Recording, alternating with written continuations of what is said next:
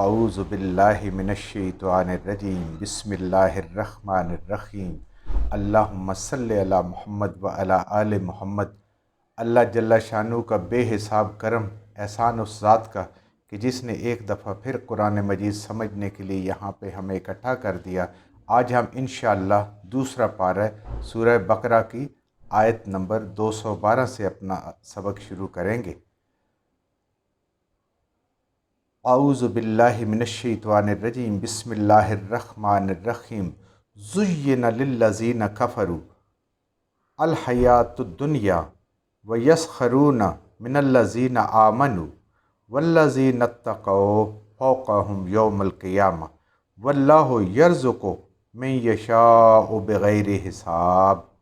زینا مزین کر دیا ہے، خوبصورت بنا دیا ہے، خوشنما بنا دیا ہے، یعنی زینت بخش دی ہے۔ یہ سوچ ہے کہ انسان کو خوبصورت لگے، اچھی لگے، خوشنما لگے چیز۔ للذین، کن لوگوں کو خوبصورت لگے، کن کی سوچ میں خوبصورت ہے؟ للذین، ان لوگوں کے لیے کفروا، جو حق کا انکار کرنے والے ہیں، جو اس کتاب کا، قرآن کا اور نبی کریم صلی اللہ علیہ وسلم کی نبوت کا انکار کرنے والے ہیں، ان کے لیے کس چیز کو؟ الحیات الدنیا، اس دنیا کی زندگی کو۔ اللہ کی ذات نے ان کافروں کو اس کتاب سے بے اعتنائی کرنے کی وجہ سے نبی کریم صلی اللہ علیہ وآلہ وسلم کی مبارک ذات پہ ایمان نہ لانے کی وجہ سے ان کے لیے اس دنیا کو خوبصورت کر دیا۔ تو دنیا کی خوبصورتی ایک طرح سے جب انسان اس میں بہت زیادہ مگن ہو جاتا ہے تو یہ انسان کو کفران نعمت کی طرف لے جاتی ہے۔ پھر انسان دنیا کی دولت ہی اکٹھی کرتا، جمع کر کے اس پہ خوش ہوتا ہے، اس کو گن گن کا خوش ہو جاتا ہے۔ تو اللہ کی ذات فرما رہی ہے کہ جو لوگ نبی کریم صلی اللہ علیہ وسلم کو نہیں مانتے، اس قرآن کو نہیں مانتے، ان کے لیے ہم نے دنیا کو خوبصورت بنا دیا، وہ اسی کو سب کچھ سمجھتے ہیں۔ وَيَسْخَرُونَ مِنَ الَّذِينَ آمَنُوا، اور ایسے لوگ صرف دنیا کی زندگی میں خوش نہیں ہیں بلکہ جو ایمان لانے والے ہیں، جو ایمان والے ہیں، ان کا مذاق بھی اڑاتے ہیں۔ دین سیکھنے والوں کا، سکھانے والوں کا مذاق اڑاتے ہیں، دینی شاعر کا مذاق اڑاتے ہیں۔ کیوں؟ وہ دنیا کو بہتر سمجھ رہے ہوتے ہیں، اور ایمان والوں کی نظر کس چیز پہ ہوتی ہے؟ آخرت پہ نظر ہوتی ہے، اور وہ اپنے ہر عمل کو، ہر کام کو آخرت کے حساب سے سوچتے ہیں کہ میرے رب کا یہ حکم ہے، میں یہ اس کو پورا کر رہا ہوں، میرا رب اس کی کیا جزا دے گا، میں اپنے رب کے، تو وہ اس کا مذاق اڑاتے ہیں۔ اس کے لیے صبح جلدی اٹھنے کا وہ مذاق اڑاتے ہیں، دیر سے اٹھنے کو وہ اچھا سمجھتے ہیں، روزہ رکھنے کا وہ مذاق اڑاتے ہیں، حج پہ جانے پہ وہ اس خرچے کو، اس تکلیف اٹھانے کو، اس مشقت اٹھانے کو وہ اچھا نہیں سمجھتے۔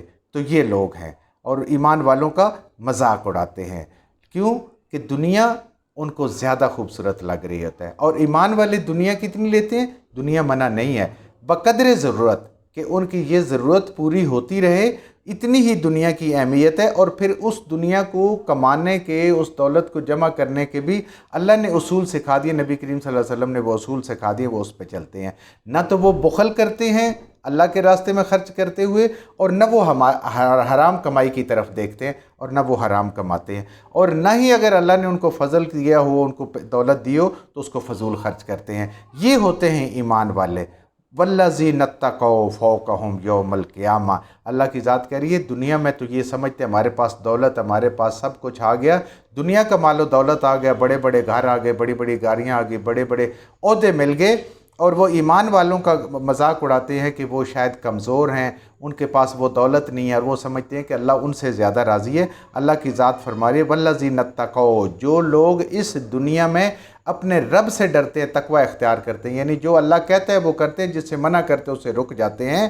فوقہم، وہ بلند ہوں گے، اوپر ہوں گے، ان کا رتبہ اوپر ہوگا۔ فوقہ ہوتے اوپر سے آنا، اوپر ان کا رتبہ ہوگا، بلند تر ان کا رتبہ ہوگا یوم القیامہ، قیامت والے دن۔ اصل کامیابی یہی ہے کہ قیامت والے دن انسان کا رتبہ بلند ہو، اللہ راضی ہو، اللہ کا فضل ہو، اللہ کا کرم ہو، اور نبی کریم صلی اللہ علیہ وآلہ وسلم کی شفاعت نصیب ہو جائے۔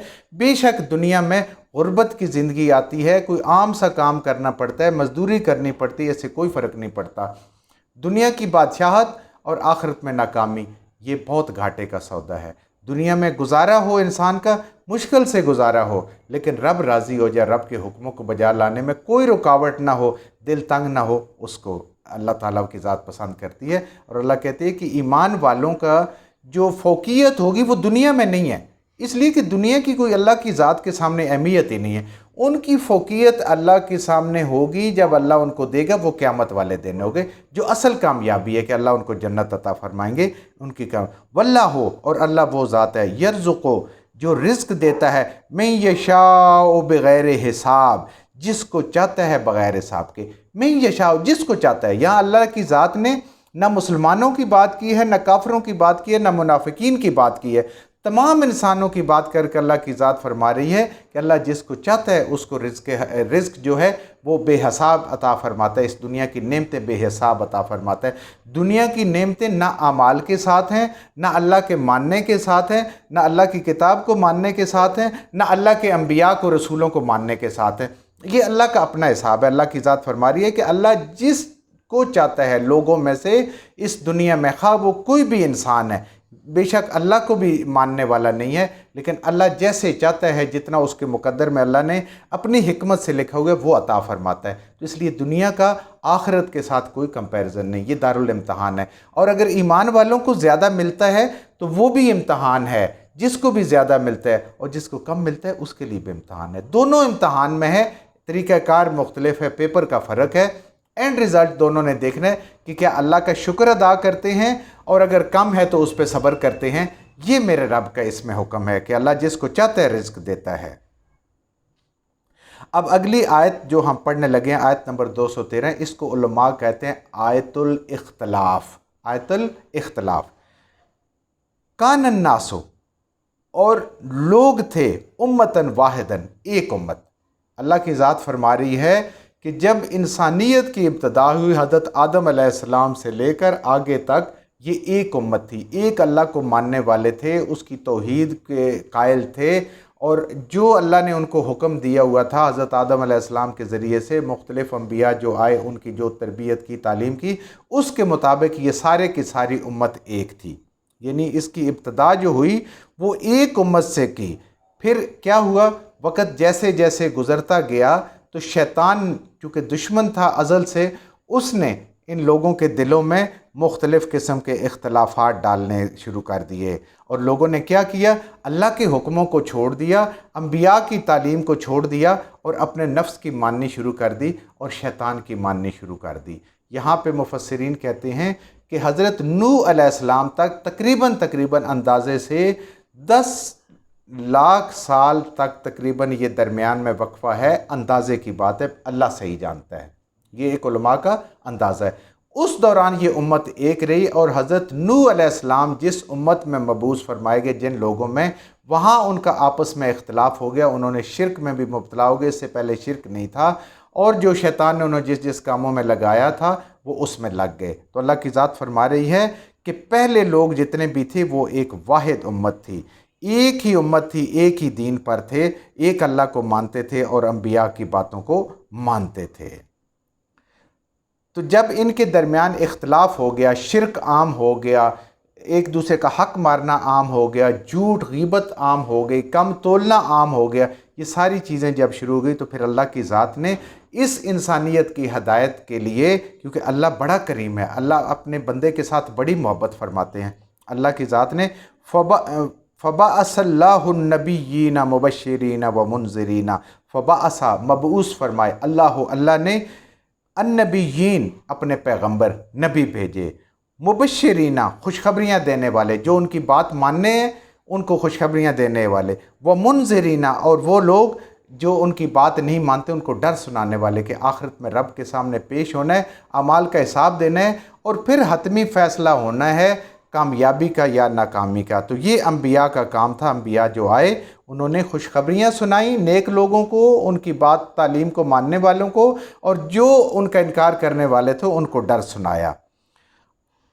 وَأَنزَلَ مَعَهُمْ، اور اتاری مَعَهُمْ، ان کے ساتھ، انبیاء کے ساتھ، الکتاب، خاص کتابیں، آسمان سے اتری ہوئی کتابیں، رب کی طرف سے کتابیں، جس میں صحائف بھی ہے اور کتابیں بھی ہیں، مختلف انبیاء رسولوں کو اللہ کی ذات نے عطا فرمائی ہیں۔ اللہ کی ذات فرماتی ہے ہم نے ان کو وہ کتابیں دی بالحق، بالکل سچی، حق کا معنی سچ بھی ہوتا ہے اور بامقصد بھی ہوتا ہے. کیا کہ اس کو پڑھ کے صراط مستقیم پہ ہدایت ملتی ہے، اس کو پڑھ کے زندگی گزارنے کا راستہ ملتا ہے، اس کو پڑھ کے انسان کا دل اور دماغ روشن ہوتا ہے اور دل کے اوپر اللہ کی رحمتیں نازل ہوتی ہیں. تو اللہ کی ذات فرما رہی ہے نبی بھی اتارے جو خوشخبریاں بھی سنا رہے تھے، جو ڈر بھی سنا رہے تھے، اور ان کے ساتھ ہم نے کتابیں بھی اتاری بالحق، بالکل سچی کتابیں اور بامقصد کتابیں.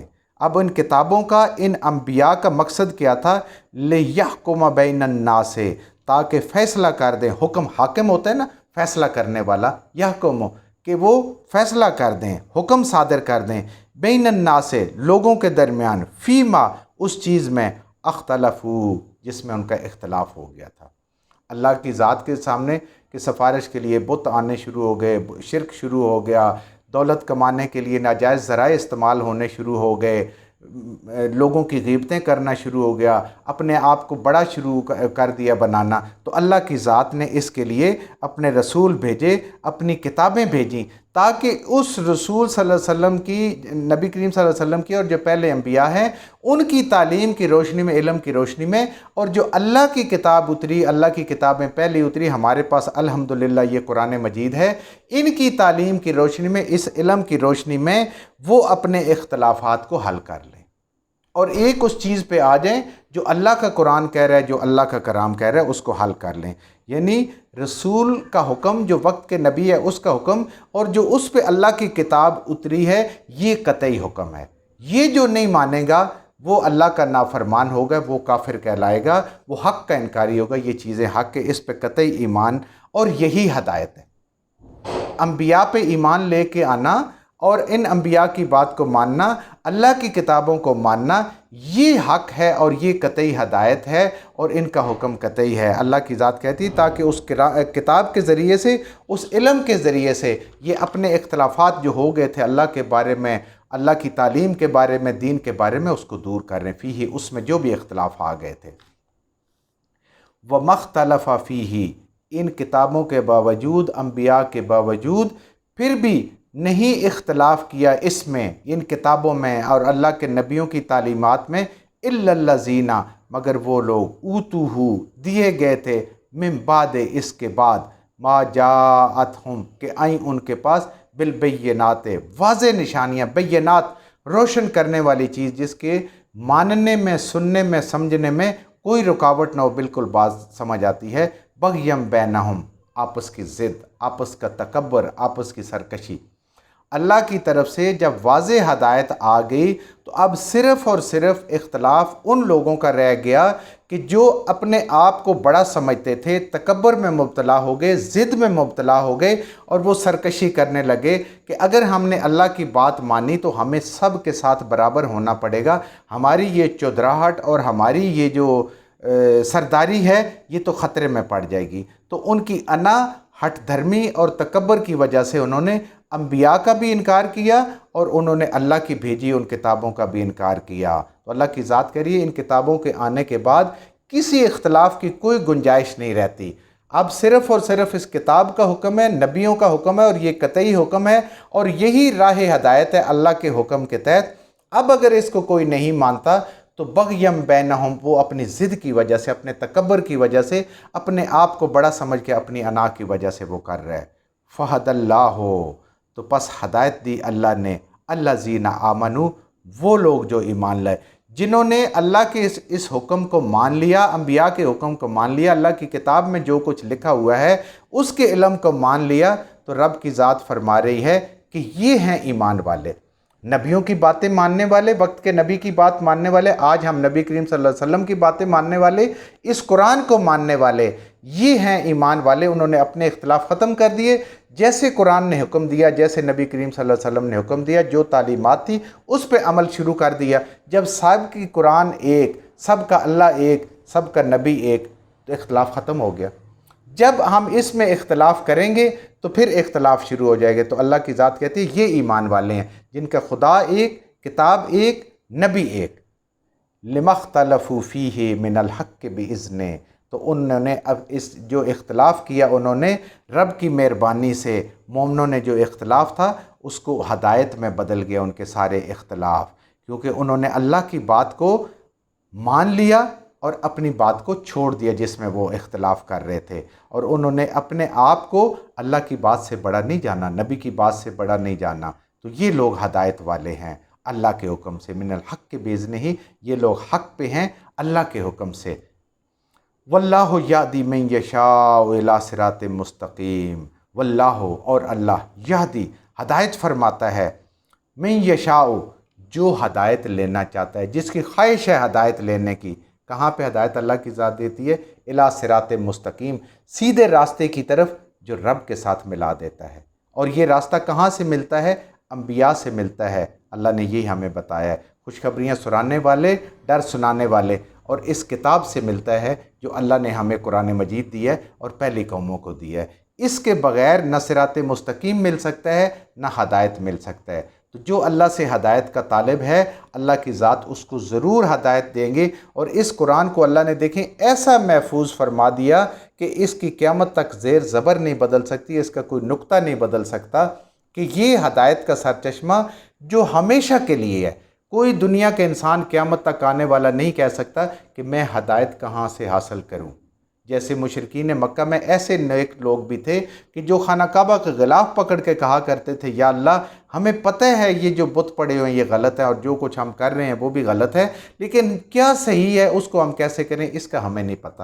کیونکہ حضرت اسماعیل علیہ السلام کے بعد نبی کریم صلی اللہ علیہ وسلم تک ان لوگوں کے اندر کوئی نبی مبعوث نہیں ہوئے تھے، لیکن سلیم الفطرت لوگ سمجھتے تھے کہ یہ پتھر کے بت، یہ مورتیاں، یہ میٹل کے بنے ہوئے بت، یہ ہمارا کچھ نہیں بگاڑ سکتے، یہ ہمیں کچھ دے نہیں سکتے، کوئی نقصان نہیں پہنچا سکتے، لیکن کیسے کریں یہ ہمارے پاس کوئی علم نہیں ہے۔ تو اللہ کی ذات نے قیامت تک کے لیے اس قرآن کو اور نبی کریم صلی اللہ علیہ وآلہ وسلم کی ایک ایک سنت کو اللہ کی ذات نے محفوظ کر دیا۔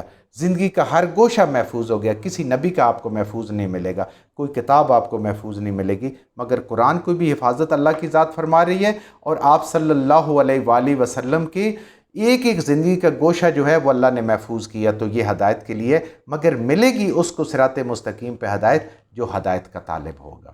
جو کچھ ہم نے صحیح سے پڑھا اللہ ہمارے ذہنوں میں، دلوں میں بٹھا دے۔